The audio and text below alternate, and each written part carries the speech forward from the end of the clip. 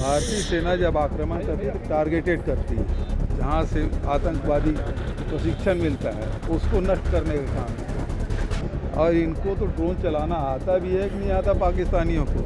Congress party शुरू से ही इस मत का रहा है कि ऐसे संकट के समय में पूरा राष्ट्र एक हो, और उसके लिए कल खड़गे जी और राहुल जी ने किया कि ऑल पार्टी मीटिंग बुलाई जाए, और इस पहल के चलते ही 2 बार बैठकें हुई।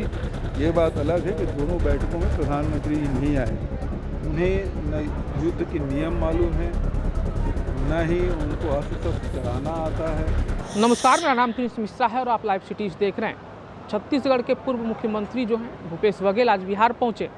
कुछ दिन पहले जो है पहलगाम में आतंकी हमला हुआ था। उसके बाद जो है भारतीय सेना ने ऑपरेशन सिंदूर के तहत आतंकी ठिकानों पर जो है एयर स्ट्राइक किया था। उस पर जो है अब लगातार विपक्ष और सत्ता पक्ष दोनों एकजुट दिख रहे हैं। ऐसे में भारतीय सेना ने बहादुरी के साथ जिस तरीके से पाकिस्तान में घुसकर आतंकी ठिकानों को नाश्ते नाबूद कर दिया, उन चीज़ों को लेकर जो है भूपेश बघेल कहते हुए नजर आए कि भारतीय सेना पर मुझे गर्व है। भारतीय सेना जो कर रही है बिल्कुल जायज़ है। जिस तरीके से पाकिस्तान लगातार सीज फायर कर रही है वो कहीं से भी उचित नहीं है। मुझे तो लगता है कि पाकिस्तान के लोगों को जो है ड्रोन चलाने के लिए नहीं आता। वहीं हमारे भारतीय सेना को देखिए घर में घुसकर जो है एयर स्ट्राइक कर दिया, उनको पता तक नहीं चला। ऐसे में जो है भूपेश बघेल के बयान को सुनाते हैं। भारतीय सेना ने जिस तरीके से शौर्य का परिचय दिया है, जिस तरीके से अभी गतिविधि चली है, क्या कहें? लगातार सिविलियंस पर अटैक किया जा रहा पाकिस्तान की तरफ से। देखिए,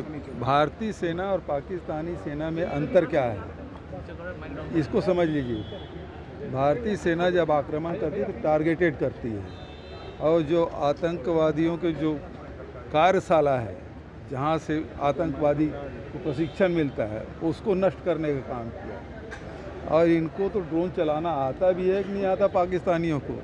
उस यूरेनियम पे आक्रमण कर रहे हैं। ये तो लगातार जो नियमों का उल्लंघन कर रहे हैं, सीज फायर का उल्लंघन कर रहे हैं, और जो भारतीय सेना ने अभी तक जो कर दिखाया है उसकी जितनी प्रशंसा की जाए कम है।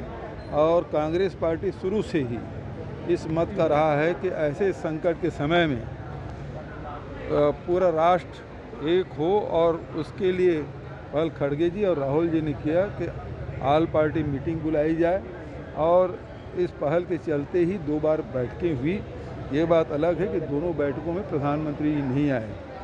पहली बार में तो ये है कि विदेश से आए और बिहार आ गए थे। लोग उम्मीद कर रहे थे कि अपने दौरा रद्द करके आए वो पहलगाम जाएंगे, लेकिन उसको विपरीत उन्होंने किया। उनको जो करना था वो किए, लेकिन पूरा राष्ट्र अभी सेना के साथ खड़ी हुई है, और जो हौसला और जो शौर्य भारतीय सेना ने दिखाया है तो उसकी जितनी प्रशंसा की जाए कम है। हर राजौरी के ADDC है राजकुमार थापा, उनकी भी डेथ हो गई है। वहाँ से लगातार सिविलियंस पर वो अटैक कर रहा है। ये बिल्कुल गलत बात है। पहलगाम में भी देखिए कि सिविलियन पे अटैक हुआ। उसके बाद जम्मू में आप देखेंगे वहाँ भी घरों में, गुरुद्वारे में अटैक किया गया है। ये तो बताता है कि उन्हें न युद्ध के नियम मालूम है, न ही उनको अस्त्र शस्त्र चलाना आता है। ड्रोन और मिसाइल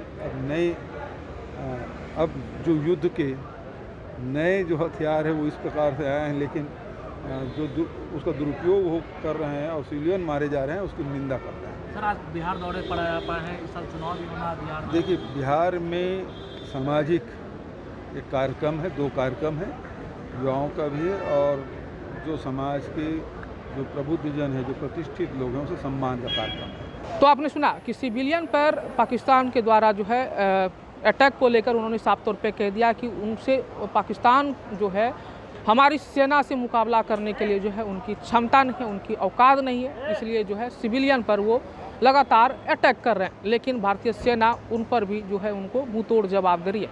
मुझे तो शक है कि पाकिस्तानियों को जो है पाकिस्तान की जो सेना है उनको ड्रोन उड़ाने आता है या नहीं आता है, ये भी एक विषय है। ऐसे में हम आपको बता दे रहे हैं कि जिस तरीके से माहौल उत्पन्न हुआ है, अभी तमाम जगहों पर जो है हाई अलर्ट है। सुरक्षाकर्मी जो है लगातार तैनात हैं। तमाम गतिविधियों पर जो है नज़र बनाई हुई है। ऐसे में छत्तीसगढ़ के पूर्व मुख्यमंत्री का ये बयान जो है अब सुर्खियां बटोरने का काम करेगी। ऐसे में आप लोगों को क्या लग रहा है, कमेंट बॉक्स में जरूर बताइएगा। बने रहिएगा लाइव सिटीज़ पर, तब तक के लिए धन्यवाद।